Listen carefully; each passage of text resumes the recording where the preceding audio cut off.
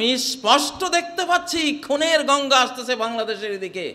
আওয়ামী লীগ ফ্যাসিবাদীরা ওখানে বসে বসে জাতি হত্যার ষড়যন্ত্র করছে।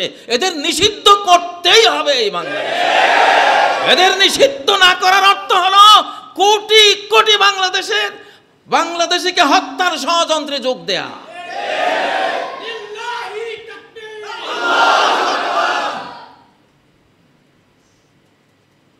মুসলিম যখন বেঈমানদের সাথে যোগ দেয় তখন মুসলিমদের মধ্যে হত্যাকাণ্ড নেমে আসে। মীর জাফর ক্লাইভের সাথে যোগ দিয়েছিল, 200 বছরের হত্যাকাণ্ডের শিকার হয়েছিলাম। টিপু সুলতানের মতো বিশ্ববীর মহাবীর, তার অর্থমন্ত্রী প্রধানমন্ত্রী মীর সাদিক ইংরেজদের সাথে ষড়যন্ত্রে লিপ্ত হয়েছিল ভিতরে ভিতরে। সেই ষড়যন্ত্রে টিপু সুলতান নিহত হলো। গোটা হায়দ্রাবাদ বিশাল তার রাজ্য সাম্রাজ্য ইংরেজদের দখলে, তারপর হিন্দুদের দখলে চলে গেল। মুসলিমরা যখন বেঈমানি করে, মুনাফিকি করে, তখন বাদ বাকি মুসলিমদের এত বড় সর্বনাশ হয়। বাগদাদে 18 লক্ষ মুসলিম নিহত হয়েছিল। সারা বিশ্বের মুহাদ্দিস, সারা বিশ্বের ফকি, আইনজ্ঞ, রাষ্ট্র পরিচালনাকারী বিশ্ব নেতৃবৃন্দ, এইরকম 18 লক্ষ মুসলমান জবাই হয়েছিল। কার ষড়যন্ত্রে? এই আওয়ামী ফ্যাসিবাদীদের মতো 2 ফ্যাসিবাদী, ইবনুল আলকামি আর নাসিরউদ্দিন তুসি, এই 2টা হালাকু খানকে বলেছিল হামলা করো, আমরা আছি তোমার সাথে। ওই 2টার ষড়যন্ত্রে 18 লক্ষ মুসলিম জাতির ক্রিম জ্ঞানী গুণী বিজ্ঞানী বাগদাদে নিহত হয়েছিল। ইতিহাস তো এটা। সেই ইতিহাস কথা বলে। গত রাত আজকের রাতের মতো কত মিল, দুটো রাতে কত মিল থাকে ইতিহাসে। প্রিয় ভাইয়েরা, এই যে ভারতে বসে বসে এরা কি করছে? নাসিরউদ্দিন তুসির আলকামি যদি 18 লক্ষ মুসলমানকে একটা শহরেই খুন করে থাকে, এত অল্প জনসংখ্যার মধ্যে, আর 45,000 আওয়ামী ফ্যাসিবাদী চরম মুসলিম বিদ্বেষী হিন্দু জঙ্গিদের সাথে ওখানে গিয়ে রাখি বন্ধনে আবদ্ধ হয়েছে। ওখানে এরা কত কোটি মানুষের হত্যার পরিকল্পনা করে বসে আছে ওখানে। এদের নাম নিশানায় বাংলার জমিন থেকে মুছে ফেলবো আমরা ইনশাআল্লাহ। আল্লাহ আমাদের সাথে আছেন। ফ্যাসিবাদী আওয়ামী লীগ এটা ভারতের আওয়ামী লীগ, এটা বাংলাদেশের কোনো দল নয়। এরা ভারতের দল, এরা মোদির দল, এরা বিজেপি, আরএসএস, এরা খুনি। আমাদের সীমান্তে আয়োজন করে বসে আছে, আয়োজন করে সম্পূর্ণ প্রস্তুতি নিয়ে বসে আছে। বাংলাদেশ বর্ডারে সৈনিকদেরকে পাঠিয়ে দিতে হবে এক্ষুনি, কাল বিলম্ব না করে। সরকারকে বলছি, বাংলাদেশে তুরস্ক, চীন, পাকিস্তান সহ আরও শক্তিশালী মুসলিম বিশ্বের ঘাঁটি আমাদের পার্বত্য চট্টগ্রামে দিতে হবে ইনশাআল্লাহ। এখন এশিয়া মহাদেশের নেতৃত্বের যুগ। এশিয়া মহাদেশ নেতৃত্ব দেবে, ভিন্ন কোনো মহাদেশের কারো এখানে নাক গলানোর কোনো প্রয়োজন নেই। আমাদের এশিয়ার মধ্যে যে শক্তিগুলো আছে তারা আমাদের সাথে থাকবে ইনশাআল্লাহ। ওই মানবিক করিডোর ইসরায়েলি করিডোর, ওই আরাকান আর্মি ইসরায়েলি আর্মির প্রক্সি। ওখানে দ্বিতীয় ইসরায়েল রাষ্ট্র তৈরির জন্য আমেরিকা আসতেছে, জাতিসংঘ আসতেছে, বিশ্বের বড় বড় নোবেল বিজয়ীরা আসতেছে, মার্কিন প্রেসিডেন্টরা আসতেছে। কারণটা কি?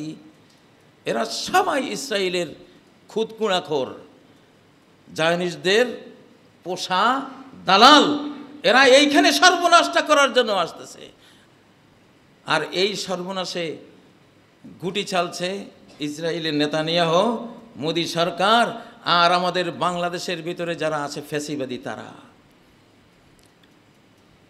ফ্যাসিবাদীদেরকে ক্ষমতার প্রতিটি চেয়ার থেকে উৎখাত করে ফেলা ফরজে আইন। ভণ্ড নবীদের সঙ্গ যারা দিয়েছিল তাদেরকে দমন করার পরে হযরত ওমর গোটা মুসলিম জাহানে আইন দিয়েছিলেন, যারা বিদ্রোহ করেছিল নবীজির বিরুদ্ধে, ইসলামের বিরুদ্ধে, তারা যত বড় তওবাই করুক, কোনো নেতৃত্বের আসনে ওরা থাকতে পারবে না। মুসলিমদের কোনো সিয়াদত কিয়াদত, কোনো সরদারি, কোনো পরিচালনা পর্ষদে তাদেরকে রাখা হবে না। আমর ইবনে মাদি কারিব একজন বীর যোদ্ধা ছিলেন, একাই 1000 সৈন্যের সমান লড়াকু মানুষ, এত বড় ক্ষমতা। ওমর বললেন, ওকে সাধারণ সৈনিক বানিয়ে রাখতে পারো, নেতৃত্বে রাখা যাবে না। একবার যেহেতু বিশ্বাসঘাতকতা করেছে, আবার যে করবে না, কে এই গ্যারান্টি দেবে?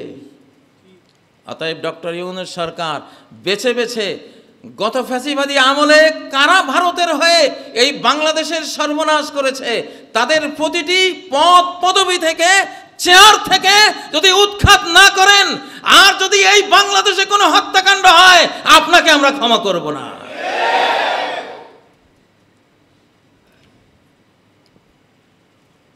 প্রিয় যুবক ভাইয়েরা, আসলে আমাকে বিষয় তো দেওয়া হয়েছে দিন প্রতিষ্ঠায় যুবকদের ভূমিকা। কথা এগুলি কি যুবকদের কাজে লাগবে না বুড়োদের কাজে লাগবে? আমি আল্লাহর উপরে ছেড়ে দিয়েছি, কথা উনি কোন দিকে নেয় সেদিকে যাবে।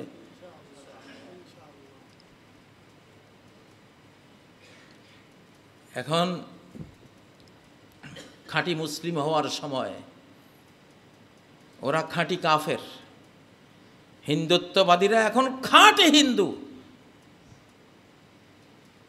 দেখেন না কিভাবে মোদি সরকার নমস্কার দেয়, নিজ হাতে মূর্তি বানিয়ে কিভাবে মোছে, কিভাবে শুয়ে পড়ে, কিভাবে বসে পড়ে, সেই যেন মূর্তি পূজার ধর্মগুরু। এতটা কট্টর হিন্দুত্ববাদী ধার্মিক সে। নেতানিয়াহু তার ওল্ড টেস্টামেন্ট তাওরাত কিতাব ছাড়া কোনো কথাই বলে না, কিন্তু সে তো জানে না তার ইহুদি রেবাইরা, ধর্মগুরুরা সব কিছু মিথ্যা লিখে রেখেছে। ওই মিথ্যার উপরে তারা কত কট্টর, গোটা বিশ্ব গারদ করে দিচ্ছে মিথ্যা ধর্মের উপরে।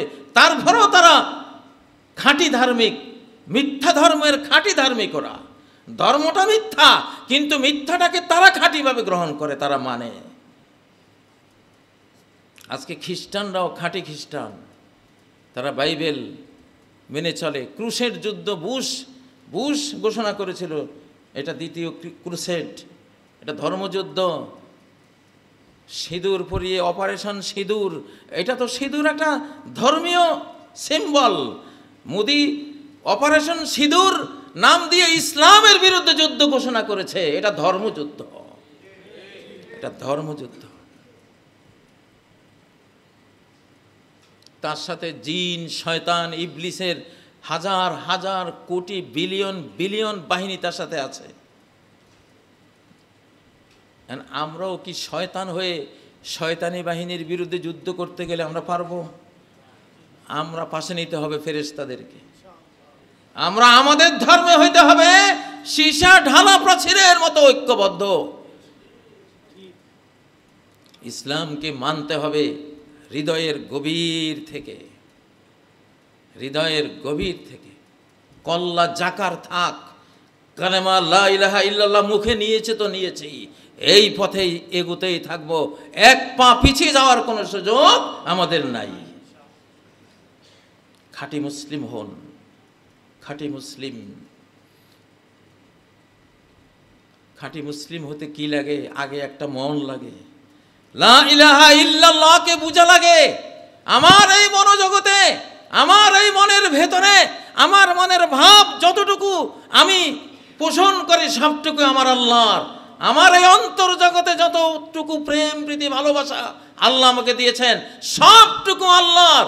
আমার ভিতরে তাওয়াক্কুল, ভরসা যেইটুকু আছে সবটুকু আল্লাহর।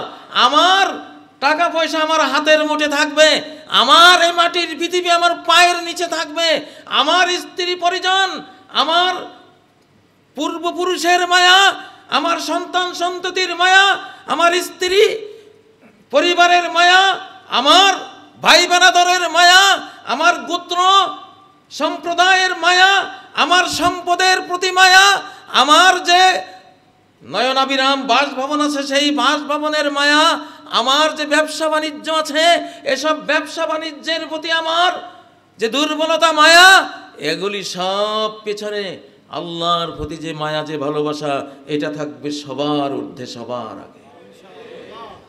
কুল ইন কানা আবাউকুম ওয়া আবনাউকুম ওয়া আজওয়াজুকুম ওয়া ইখওয়ানুকুম ওয়া আজওয়াজুকুম ওয়া আশীরাতুকুম ওয়া আমওয়ালুন ইকতারাফতুমুহা ওয়া তিজারাতুন তাখশাউনা কাসাদাহা ওয়া মাসাকিনু তারদাউনাহা।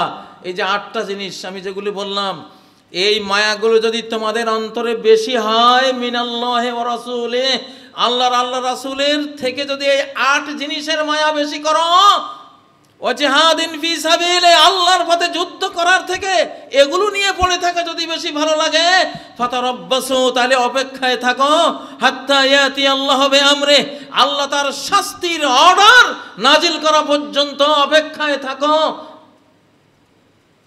আল্লাহু লা ইয়াহদিল কওমাল ফাসিকিন, ফাসিক সম্প্রদায়কে আল্লাহ হেদায়েত করেন না।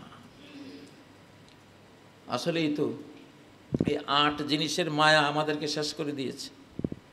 সূরা তাওবার 24 নম্বর আয়াতটি খুলে বাড়িতে গিয়ে দেখবেন আল্লাহ কি বলছেন। সূরা তাওবারে 24 নম্বর আয়াতটি তেলাওয়াত করলাম। এই মায়ামোহ থেকে মনটাকে পরিষ্কার করে মনের ভিতরে শুধু আল্লাহ 99 নাম ডাউনলোড করে নিন। মনের ভিতরে আল্লাহ যে 99 নামের মর্ম, সেটা ডাউনলোড করে নিন।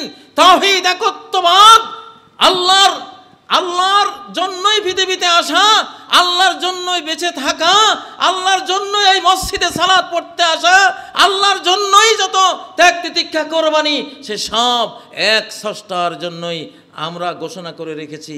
কুল ইন্না সলাতি ওয়া নুসুকি ওয়া মাহইয়ায়া ওয়া মামাতি লিল্লাহি রাব্বিল আলামিন। এটাই সেই শক্তি, যেই শক্তি ভিতরে আসলে হাতের ইশারায় চাঁদ 2 টুকরা হয়ে যাবে।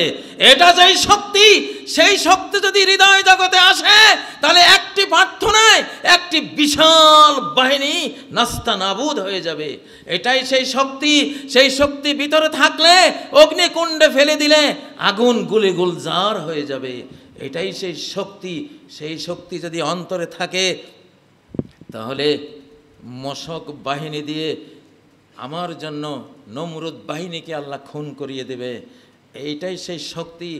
এই শক্তিকে মোকাবেলা করার কোনো উইপন্স, কোনো অস্ত্র পৃথিবীর কোনো অস্ত্র ভাণ্ডারে নাই, আজও নাই। প্রিয় ভাইয়েরা, শাহজালাল তাওহীদের শক্তি দিয়েই গৌর গোবিন্দকে পরাস্ত করেছিলেন। আল্লাহু আকবার ধ্বনির ছোটে, ধ্বনির কম্পনে তার প্রাসাদ ভেঙ্গে পড়েছিল। সাহাবীদের আল্লাহু আকবার ধ্বনির কম্পনে ইতিহাস সাক্ষী রোমান সৈনিকদের ব্যারাকের বিল্ডিং ভেঙ্গে পড়ে গিয়েছিল। বন্দি সাহাবীদের আল্লাহু আকবার ধ্বনিতে গোটা সেনা ব্যারাক থরথর করে কেঁপে ভূমিকম্প তৈরি হয়েছিল। আল্লাহু আকবার ধ্বনির কম্পনেই মুসলিম গ্রামে হত্যাকাণ্ড ঘটাবার জন্য ধেয়ে আসা হিন্দুদের নৌকা উল্টে গিয়ে এই ভারতে ডুবে গিয়েছিল। সেই তাকবীর, লিল্লাহি তাকবীর, আল্লাহু আকবার। আমরা আল্লাহকে দিয়ে লড়ি। ভারতের মোদী সরকার, ইসরায়েলের নেতানিয়াহু সরকার, তোমাদের পিছনে গোপন সাঙ্গপাঙ্গ যারা আছো, তোমরা তোমাদের অস্ত্রের ক্ষমতা দেখছো, তোমরা আমাদের সর্বশক্তিমানের ক্ষমতা দেখো নাই। আমরা অস্ত্র হাতে নেই বটে, আমাদের মূল যুদ্ধ আল্লাহকে দিয়ে আমরা করি। আমরা রব্বুল আলামিনকে দিয়ে যুদ্ধ করি। আল্লাহুম্মা বিকা নাজুলু, তোমাকে দিয়ে আমরা নড়াছড়া করি। ওয়াবিকা নাসুলু, তোমাকে দিয়ে আক্রমণ করি। ওয়াবিকা নুকাতিল, তোমাকে দিয়ে লড়াই করি, আর কিছু দিয়ে না। আমাদের হাতে রাইফেল দেখলে মনে করো না শুধু রাইফেল দিয়ে লড়ি। এই রাইফেলের পেছনে, রাইফেলের বাটন টিপলে যিনি এটাকে বিস্ফোরিত করবেন, সেই আল্লাহর হাত এখানে রয়েছে। আমাদের হাতে যদি কোনো ক্ষেপণাস্ত্র থাকে, মোদী সরকার, তোমার বুঝতে হবে এই ক্ষেপণাস্ত্রের ট্রিগারের বাটনের পেছনে আকাশের মালিক, মহাবিশ্বের মালিকের হাত ক্রিয়াশীল রয়েছে। ইয়াদুল্লাহি ফাওকা আইদিহিম, এদের হাতের উপরে আল্লাহর হাত ক্রিয়াশীল রয়েছে। আমা রামাইতা ইজ রামাইতা ওয়ালাকিন্নাল্লাহ রামা। হে মুহাম্মদ, শাহাতিল উজু বলে এক মুষ্টি বালি তুমি যখন নিক্ষেপ করেছিলে, তুমি নিক্ষেপ করনি, প্রকৃত অর্থে আল্লাহ নিক্ষেপ করেছিল। ফালাম তাকতুলুহুম ওয়ালাকিন্নাল্লাহ কাতালাহুম। অস্ত্র দিয়ে বাহ্যিক দেখেছো তোমরা মেরেছো, তোমরা হত্যা করেছো, না, প্রকৃত অর্থে তোমরা হত্যা করনি। ওয়ালাকিন্নাল্লাহ কাতালাহুম, আল্লাহ নিজস্ব হস্তে তাদের হত্যা করেছে। এখানে হত্যাকারী আল্লাহ, এখানে যুদ্ধ আল্লাহ, এখানে কমান্ডার ইন চিফ স্বয়ং রব্বুল আলামিন আল্লাহ। এখানে যুদ্ধ আল্লাহকে দেওয়া হয়, এখানে যুদ্ধ অস্ত্র দেওয়া হয় না। অস্ত্র দুনিয়ার নিয়মে একটা থাকে, যা পারো এক মুঠি বালি হলেও রেডি করো, ওই বালি দিয়ে ট্যাঙ্ক উড়িয়ে দেব আমি, ওই বালি দিয়ে আমি ট্যাঙ্ক উড়িয়ে দেব। মোদী সরকার, তুমি 33 কোটি দেবদেবী নিয়ে লড়াই করতে এসেছো, আমরা জানি, আমরা জানি। পাক ভারতে যুদ্ধ ইসলাম আর কুফরের যুদ্ধ শুরু হয়েছে, এটা গড়াবে সেই দিকে। আমরা জানি এই যুদ্ধ মূসা আর ফেরাউনের যুদ্ধ। এখানে ফেরাউনকে ডুবতেই হবে, মূসাকে বিজয়ী হতেই হবে ইনশাআল্লাহ। আমরা জানি পাক ভারত যুদ্ধ এটা ইব্রাহিম আর নমরুদের যুদ্ধ। এখানে ইব্রাহিমের বাহিনী যদি মশক বাহিনী হয়, তবুও নমরুদকে পরাস্ত হতে হবে, নমরুদকেও মরতে হবে। এই যুদ্ধ গাজওয়াতুল হিন্দের রূপ নেবে চক্ষের পলকে, পুরোপুরি ধর্মযুদ্ধের রূপ নিয়ে নেবে। এটা রাষ্ট্রযুদ্ধে থাকবে না, এই যুদ্ধ ছড়িয়ে যাবে গোটা পৃথিবীতে। কারণ গোটা পৃথিবীর পাপ এখন এক, গোটা পৃথিবীর প্রযুক্তি এক, গোটা পৃথিবীর পুণ্য এক, গোটা পৃথিবীর গুনাহ এক, গোটা পৃথিবীর বেহায়াপনা এক, গোটা পৃথিবীর হারামখুরি এক, গোটা পৃথিবীর ব্যবসা বাণিজ্য এক, গোটা পৃথিবীর সব কিছু যেহেতু এক, এই জন্য শাস্তি যেটা আসবে সেটাও একভাবেই গোটা পৃথিবীকে গ্রাস করে নেবে। করোনা যেমন দেখতে দেখতে গোটা বিশ্বকে গ্রাস করেছিল, এই যুদ্ধ গোটা বিশ্বকে গ্রাস করবে। অতএব আমাদের এখন প্রস্তুতি নিতে হবে, আমাদের প্রস্তুতি নিতেই হবে। আমাদের হাতে বেশি সময় নেই। আমি ঘোষণা করে গেলাম আপনাদের সামনে, ইনশাল্লাহ সিলেট থেকে শুরু হোক আমাদের এই বাংলাদেশ রক্ষার এই যুদ্ধের ট্রেনিং। ইনশাল্লাহ সিলেট থেকে শুরু হোক, আল্লাহ তৌফিক দিন।